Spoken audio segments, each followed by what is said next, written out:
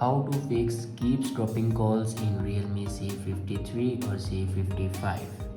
So watch this video carefully and follow every step as I'm showing in video, and don't forget to subscribe the channel.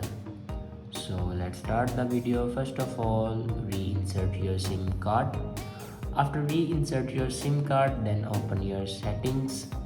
In settings, scroll down and here you can see the option system and update. Now click on it and then click on software update. Now here you can check your latest version will be updated or not. If it doesn't update to latest version, then update it to latest version. After update a latest version, then go back and click on backup and reset and click on reset phone.